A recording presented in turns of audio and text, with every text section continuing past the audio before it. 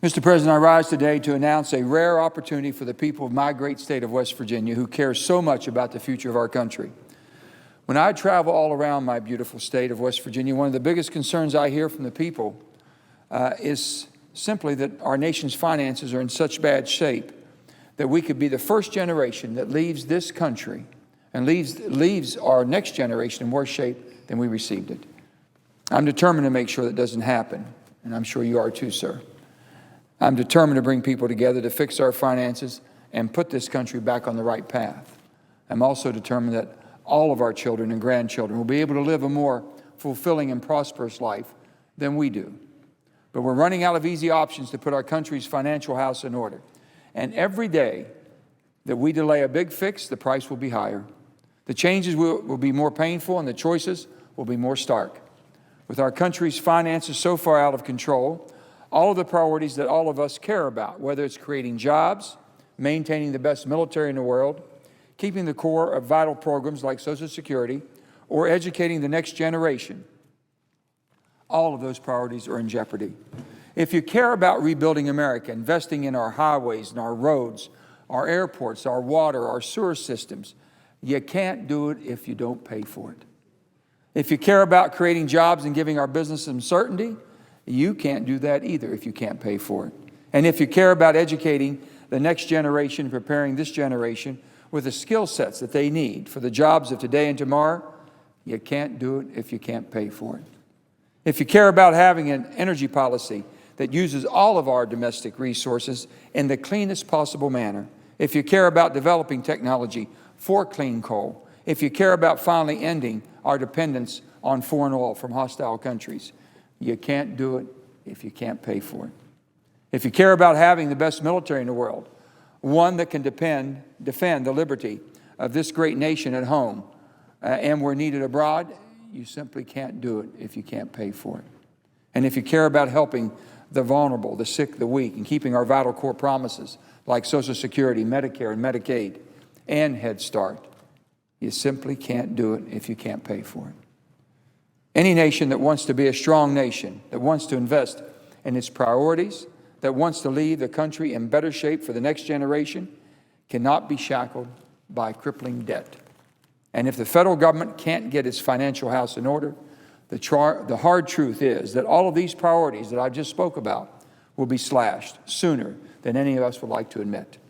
Whether you consider yourself a Democrat or Republican, or an independent, or you have no affiliation at all, whether you consider yourself a liberal or a conservative or a centrist, wherever you fall on the spectrum, none of the priorities that you care about on all those sides can happen unless we can pay for it. The old saying is as true today as if it ever has been. You can't help others if you're not strong enough to help yourself. And it's time to make America strong again, Mr. President. Let me give you some troubling figures that illustrate how bad it's gotten. The debt hole that we have dug for ourselves now equals the entire amount of goods that this country produces. In other words, our gross domestic product. That hasn't happened since 1947. Think of the next group of lawmakers. Just think of the next group of lawmakers that will be sitting where you and I sit, sir, in 2033, which is just really around the corner. They're going to have to look at Americans in the eye and tell them that the Social Security check they're receiving will only be 75% of what is owed to them. They'll have to say it's because the group that came before me didn't do their job. Think of 10 years from now, just really truly around the corner, when every man, woman, and child in this country would owe more than $79,000 to pay off our national debt. Right now, today, it's about $50,700, which is way too high. But it's only going to get worse if we don't do our job and fix it. There are 3 million jobs today going unfulfilled in this country because they say that the workforce doesn't have the right skills in order to perform those jobs. And our unemployment rate has been the highest for the longest period of time. That's not acceptable. So just who is exactly supposed to pay for all of this debt? If you do the math, the picture isn't pretty. We're not balancing our budget. We're not training people for the jobs of the future. And we're leaving our children and grandchildren a massive debt that as of today equals the entire economic production of this great nation. To me, however, you do the math, even if you use funny Washington accounting tricks, this situation adds up to a train wreck at best. I'm determined to prevent this oncoming train wreck, and I will do all that I can working with my colleagues on both sides of the aisle. I said people back home didn't send me here to Washington to put the next generation into more debt. They sent me here to hopefully help get them out of debt. Putting this country back on the right path will hurt, but we have to be willing to come together across party lines. We have to determine our highest priorities and make tough choices. That's what people of West Virginia sent me here to do, not cater to any one special interest group. There are plenty of politicians who will talk about fixing the problem, who will pay lip service to coming up with a plan, who will talk a good game, talk what we call talk the talk, but can't walk the walk.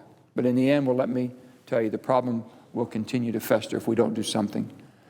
I'm not one of the politicians who can turn a blind eye to our debt and walk away from it. The people of West Virginia expect more. They expect me to make hard choices and work with both Democrats and Republicans to do the right thing for our state, no matter how hard it will be to fix our problems. And it's clear that everyone will need to have a little skin in the game and share these sacrifices. And I am determined to do it. But no senator, no matter how committed they may be, can do it alone. That is why I'm pleased, really so pleased to announce that two of the nation's greatest financial leaders will be coming to West Virginia to hold an open forum with the people of our state about the future of our finances. And we call that Our Finances and Our Future. Former Senator Alan Simpson, a Republican from Wyoming, and Mr. Erskine Bowles, a Democrat, who was a former White House Chief of Staff under President Bill Clinton, are two of the toughest and smartest people in this country when it comes to our finances. Since I've been here, the most bipartisan effort to fix our finances has been led by Erskine Bowles and Alan Simpson. They were asked to head up the President's National Commission on Fiscal Responsibility and Reform. It was bipartisan when it began. It stayed bipartisan all of this time, and it has grown with a number of senators from both sides of the aisle who understand that we need a big fix that comes from both sides of the aisle in a bipartisan way. Bowles and Simpson paint a grim picture about the problem we're facing. And in December of 2010, they laid out a serious blueprint for a solution, one that isn't perfect, but that has earned more support from members of both parties than anything else that has been proposed in Washington. Since then, too many of our leaders have put their heads in the sand about this proposal and the choices we face. But West Virginia is different from most states. We welcome the hard truth because we know we have to face the truth. And believe me, we can handle the truth in West Virginia. On September the 10th, West Virginians will have an opportunity to hear some truth-telling. I'm so proud that Alan Simpson and Erskine Bowles will hold a forum, Our Finances and Our Future, a bipartisan conversation about the facts at our magnificent cultural center. They will present the facts, and there's no doubt that the facts are dire, and lay out the magnitude of the problem that we face. And then we'll talk about solutions. And it's a rare opportunity to have a frank, bipartisan conversation about the grave conditions of our nation's finances. So I'm inviting all West Virginians, be it the business, labor, senior groups, the young people who will be paying off our debt or expected to pay it off, and anyone else with an interest in our future, to come and participate in this session. We'll talk about what this framework would do, which is to find the balance between revenue and spending, fundamentally changing our tax code and cutting spending. In short, it will make our system more fair. Let's look first at the tax code.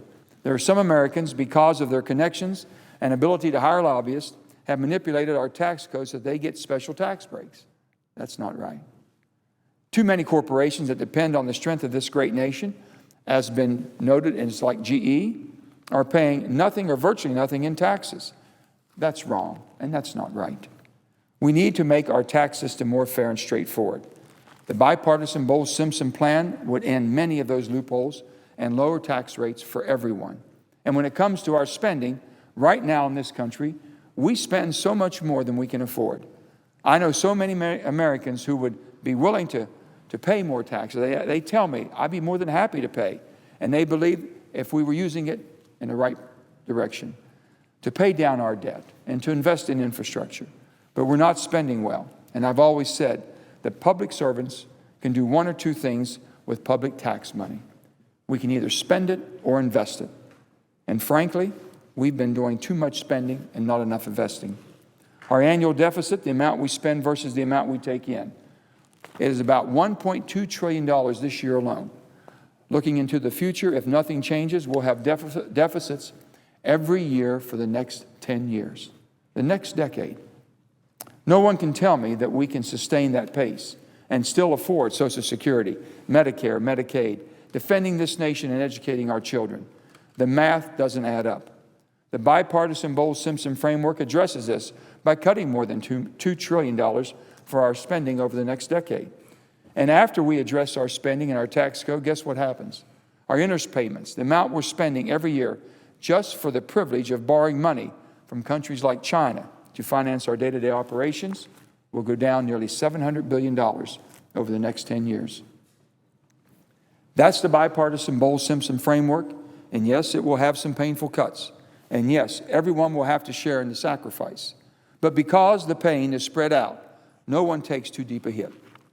And that is why I believe this proposed blueprint is the only plan that has garnered any real show of bipartisan interest from the beginning of its inception to today. Mr. President, when I became governor of the great state of West Virginia, our state finances were in a tough place. We had to make very hard choices about our priorities. And not everyone was happy with those decisions. 7 or 8 years ago, people believed that West Virginia was hopeless, that we would always be challenged, that our finances would always be on the brink, that we wouldn't be able to invest in our priorities, that our economy would always be stagnant, that our credit ratings would always be miserably low, that we wouldn't be able to turn any of that around. But I tell you what, at the end of my term, we had lowered tax rates, reduced our food tax, ended our fiscal years with a budget surplus each and every year, and increased our credit rating 3 times in 3 years during the greatest recession, because we put our priorities based on our values of what was important to West Virginia. Together, we weathered a recession better than 45 states. We're finally getting the last piece of our puzzle in place with a fix to the retirement system. So I can tell you this, I'm not talking about fixing our nation's finances from some ivory tower, from some rigid ideological position. I'm talking about this country's finances, because I know how much it costs all of us to live in debt. I know the burden of high interest payments and the way that it robs the opportunity to pay for more important priorities. I know how much stronger this country will be when we manage our debt. I know because we came together in West Virginia and improved the quality of life in our state.